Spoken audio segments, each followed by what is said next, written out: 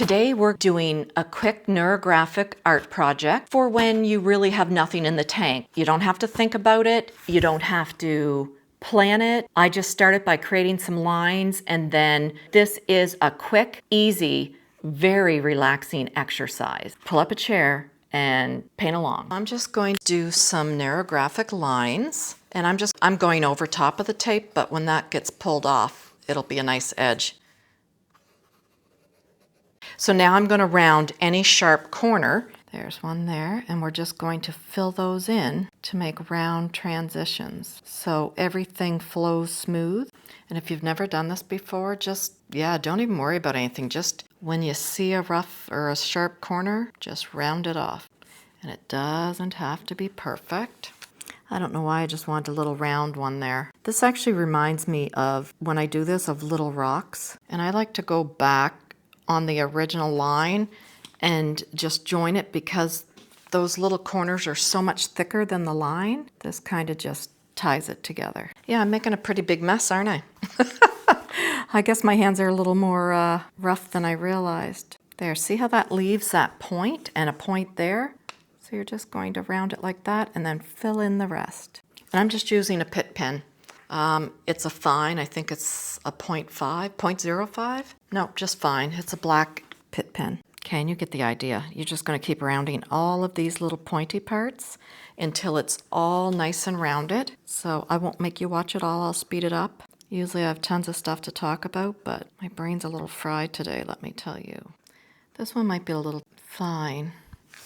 So you see where that kind of left, so I'm going to I'm just all over the place today. I'll just make it a little bigger. If you get a spot that's a little too wonky and you go over, just make it a little bigger. And even when you think you're done and you've got them all, you'll still find some.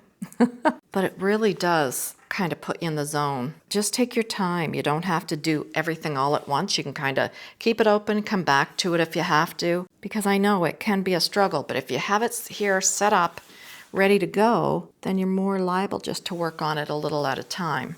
And when you're coloring it in, use a light touch. Don't grip your pen with the death grip. I do that a lot. Yeah. And just turn your book and work as you go. It doesn't have to be perfect. Like even here we could do maybe a little circle there. Maybe we could turn this into a circle. I'm going to just connect that. I don't know why, it just feels right. So then I'll round this. I guess it was just too awkward of a shape. For me anyway. You may not mind it. Like even here, I want that to be, I think I'm kind of changing the rules, but that's okay. And this is the thing, you do whatever you feel like doing. This is just something to help you relax and get you being creative when maybe you're stuck in a rut and you feel like you can't be, or you're just too tired to think about it, then this works out perfect. And they don't have to look like rocks. That's what it reminds me of. And I love to go to the beach and just comb for pretty rocks and pick them up and look at them. I always do it. My daughter does too when we're at the beach. Oh, that could have been a person. Okay, so see as we go, follow what you think it looks like. You could do anything. Oh, look, there's a big point right there. And even if you find some after, that's okay. You can always darken it in with some pen afterwards. I'm going to let that sit a minute just so it dries and it doesn't reactivate as soon as we add water. I'm just going to use my Woomer watercolors. These are my go-to now for my sketchbook. I love them. And they're so vibrant. Let's start with, say, a burnt sienna. Actually, I forget what the color is. It is, reddish brown. Make sure you can see me. Now there's a couple ways you can do this. You can go around, but you have to make sure you go fast and you keep that edge wet. Then wet here with your damp brush, and you're going to hit the edge, and then that's going to come in. Let's do the ultramarine blue. Take some of that off. I'm just going to give them some color. Oh, here's the other way you could do it too. So if you were worried about this drying out before you got the water there, you could take and just put clear water. So all I'm doing is putting clear water in the center, and then I'll come and I'll paint right up to that water. So that will help it blend out.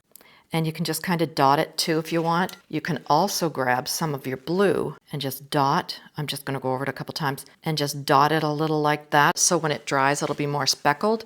Now this is actually drying quite uneven. It kind of bubbled the paper and it's rolled down there, but that's okay because that'll give a nice background. So this is the emerald. That's a phthalo. I guess I've got a mixable.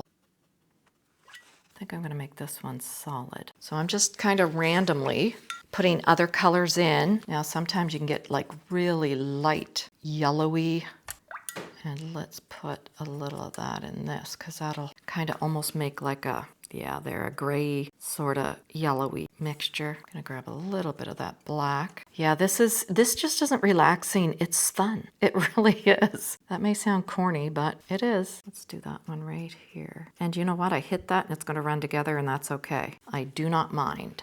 Put a little bit of water on the paper. And this isn't watercolor paper. This is just one of those cheap Jackson's sketchbooks that I bought, only in the smaller size. The barrier here really is very low. I'm just using a cheap sketchbook, my sketchbook paints. Oh, I love that. Okay, love that yellow. Maybe a smaller one.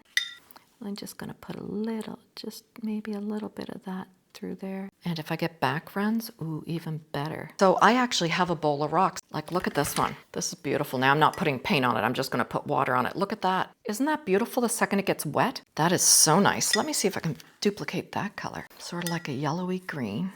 More on the green though. Very dulled down. No, it's got a little more yellow. Let's try putting some yellow into it. Oh, that's pretty. Okay, I love this color. So if you want it, you could take a little thicker color. So see if you drop the thicker color here, so it's not as much water. You can even kind of make those little lines. I'm going to use that for a little rock right here. Oh my goodness, they're so cute. Oh yeah, I love that. Maybe I'll get a white pen out too. We can even, like if you see, some of them have almost like a, well, that's almost like a pinky line through it if you wet it. Not brown. Let's go for that kind of gray. There it is. It's very dull and very muted. I'm just going to fill this in here. Oh yeah, I like that. Actually, they're kind of a nice anchor. Let's go back to this. I really liked this, but I'm going to take a little bit of this gray, add a little more. I'm going to add a little bit of clear water there. Suck that up.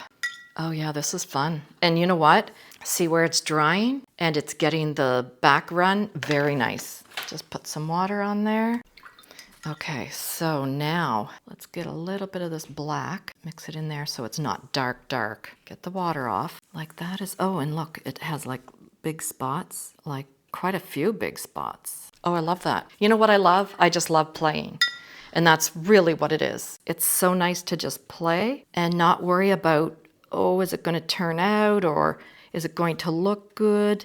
No, we don't have to worry about any of that because we're having fun. Let's mix it with this and give a real nice bright one right here. Oh yeah. So I can fill that all in and I'm going to rinse my brush and dry it. And then I'm just going to pick up some of this in the middle. So see how I'm just kind of picking up lines and that kind of gives it some texture, but I want one that's a little darker. So let's make this one a little darker. Hard to believe this started with neurographic lines. I just like all the colors. Kind of a muted blue, almost like a gray. Let's add a little bit of black and see. Yeah, the black will just kind of, yes, there. We don't want everything to be bright and in your face. So we have one here.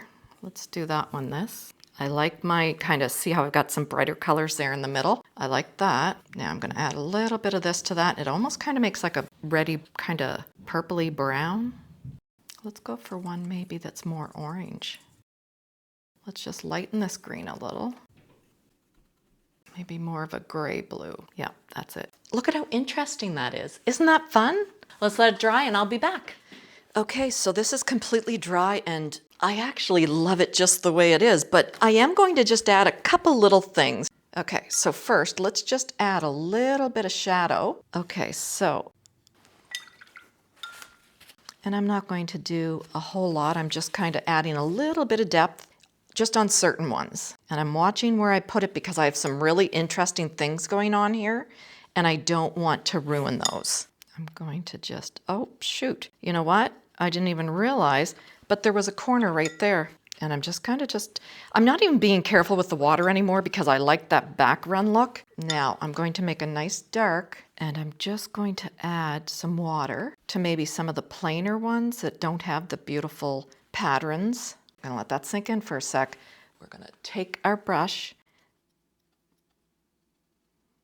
get a little more blue. All I'm doing is just adding a little bit of the darker to these really bright blue ones. Now I'm just going to glaze right over top of this one with the blue. I'm actually kind of trying to disturb the paint just to get interesting texture. This is a Neocolor II, which dissolves with water. I'm just going to add a little bit while it's still damp because it kind of blends it right in. It looks like it's sitting on the rock. Oh, that one's dry. So yeah, if it's dry, you can get a little more. You don't want to press too hard if it's wet. And I'm just kind of making just some mark, and then I'm just going to wet it, which will activate that white. Maybe there's some green seaweed stuck to it. I'm just brightening up some. This could be one of those kind of whitey beige rocks. This could be a little white one hiding. Some of these could be sea glass. They can be whatever you want them to be. Definitely the Neocolor works better. Let me just smooth that out a little. This is cheap paper, but I just wish I could find a tape that didn't peel the paper off. I hate that. I really enjoyed this. I leave it set up. I just kind of come and go as my energy allows. This is actually the next morning from the day that I filmed this, and I just added some details this morning, and I had so much fun doing it that I really hope you try it. I'm going to put up some of my other neurographic art projects up here. Go watch one of those because they're just as much fun. We'll see you in the next one.